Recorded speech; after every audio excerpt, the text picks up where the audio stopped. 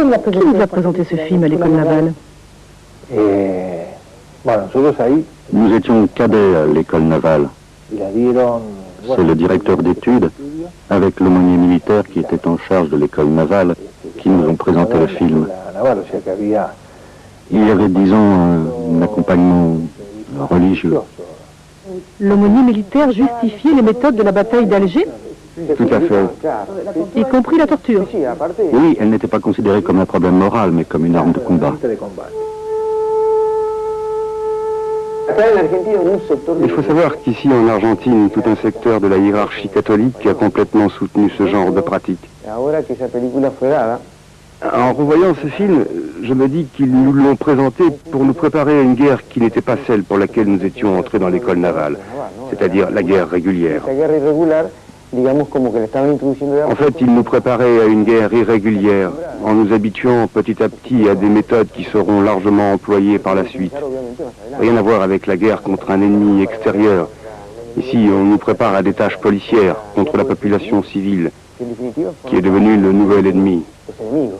Est-ce que la torture était utilisée à l'époque dans l'armée argentine? Avant ça, non.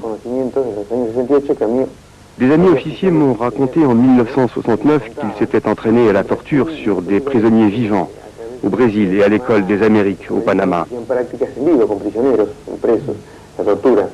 Et ça ne concernait que les officiers spécialistes du renseignement. À cette époque, la torture et les exécutions sommaires n'étaient pas encore utilisées massivement. L'école des Amériques de Panama. Ce nom est toujours associé à l'histoire des dictatures latino-américaines.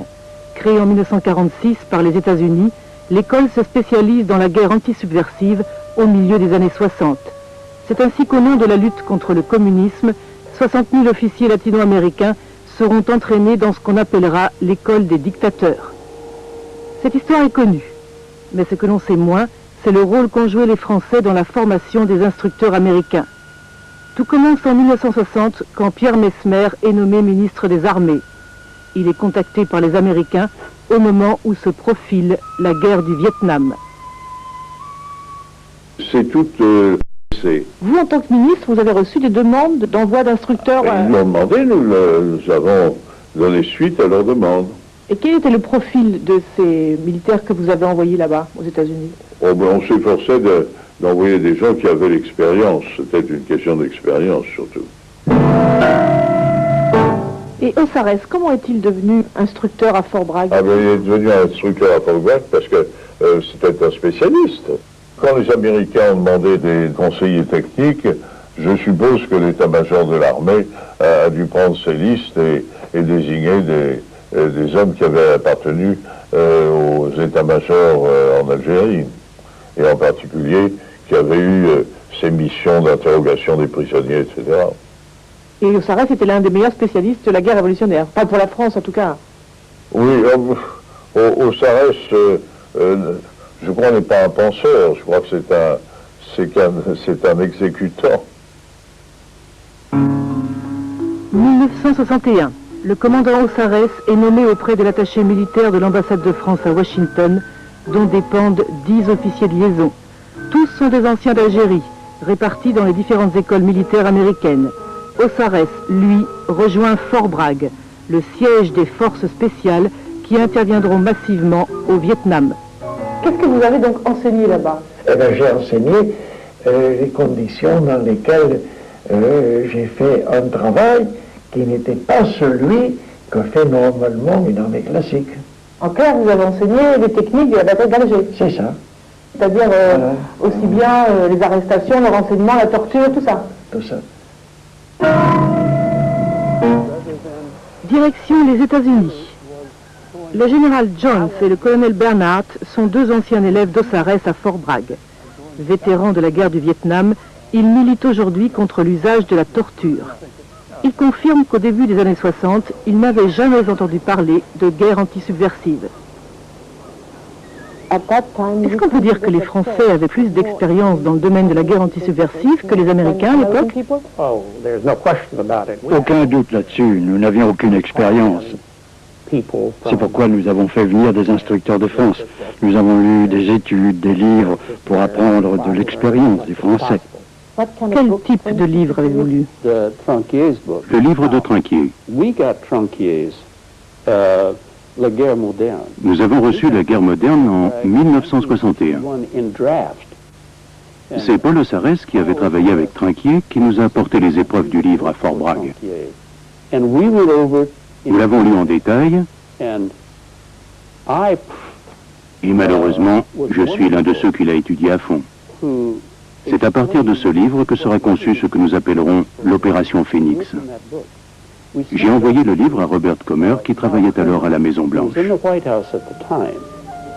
Robert Comer, cet agent de la CIA est nommé à la tête du bureau de Saigon en 1967.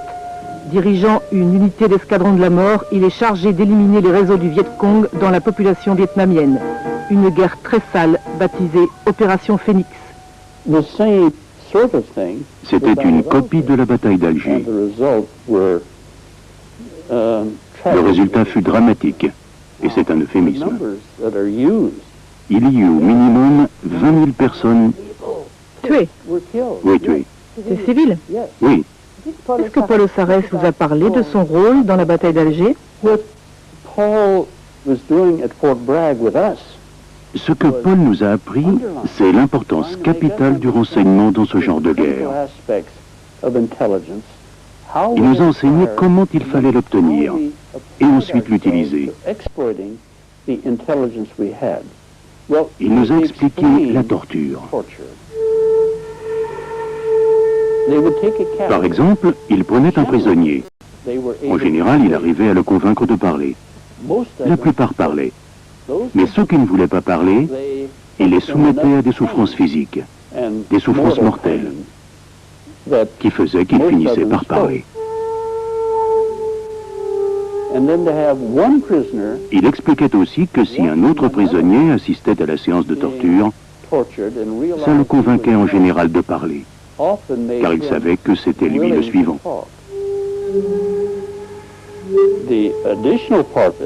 Le problème supplémentaire, c'était de savoir que faire avec les prisonniers torturés.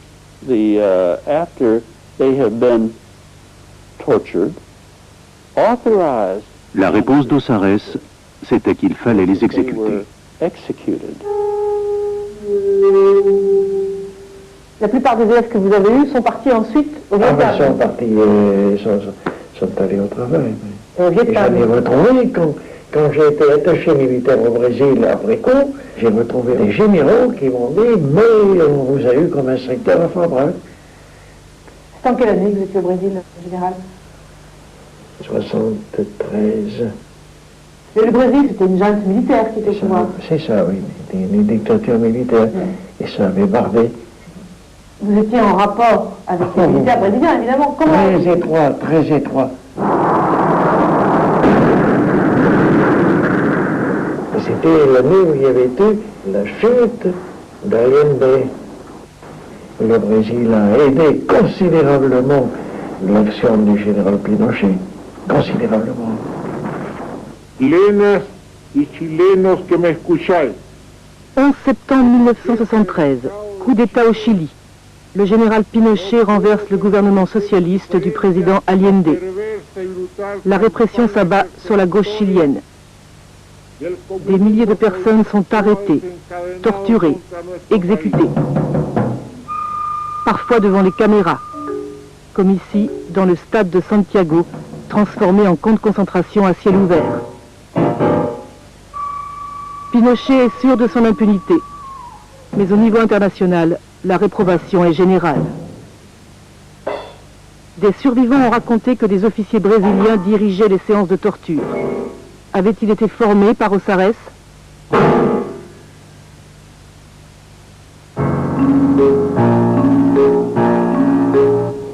Déclaré sénile, Pinochet est à l'abri des poursuites judiciaires et injoignable. Reste son bras droit, le général Manuel Contreras, l'ex-chef de la DINA, la police politique de la dictature. Son avocat accepte d'organiser une rencontre. Il ne sait pas que le trajet est filmé en caméra cachée. La chaîne de commandement arrive à Pinochet. Bien sûr, la chaîne de commandement remonte à Pinochet, au chef de la junte. Et pourquoi est-ce que Pinochet ne sera jamais inquiété? Parce que Pinochet a été déclaré sénile. Ah. Ah, c'est seulement pour ça. Oui, juridiquement, on ne peut pas l'attaquer. Mais c'est vrai que Pinochet a perdu la tête? Non. Il est bien mentalement. Oui. On dit qu'il est mal, mais c'est pour l'extérieur, c'est ça? Poursuivi par la justice chilienne, le général Contreras est en détention provisoire dans cette base militaire, d'où partit le coup d'État de 1973. Autant dire qu'il est en famille. Entouré de ses gardes du corps et de son équipe médicale, l'homme de confiance de Pinochet parle d'emblée de ses références françaises.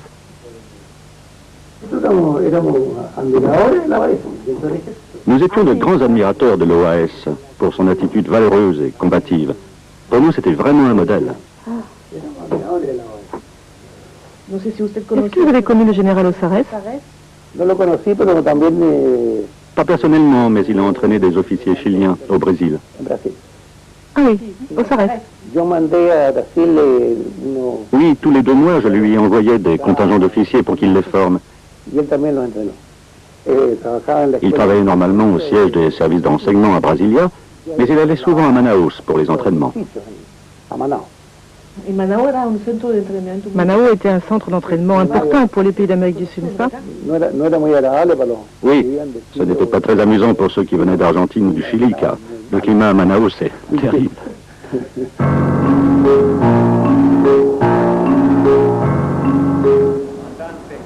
Retour en Argentine. Juro por Dios, nuestro Señor y estos santos evangelios. Quand en mars 1976, le général Videla prend le pouvoir, il a tiré les leçons du coup d'État chilien. La répression est encore plus féroce, mais elle s'opère en cachette, loin des caméras. Il n'y a pas d'image de cadavres, ni d'exécution. Le modèle argentin, la bataille d'Alger. Tous les généraux de la junte sont des élèves des Français. Parmi eux, le général Bignone, qui est aujourd'hui assigné à résidence. Il est accusé d'avoir volé les bébés des femmes qu'il faisait disparaître. C'est lui qui a rédigé les décrets militaires instaurant la dictature. Si vous comparez les décrets militaires de la dictature avec ce qu'ont fait les Français en Algérie, quelles sont les ressemblances? Je dirais que c'est une copie, il n'y a pas de différence.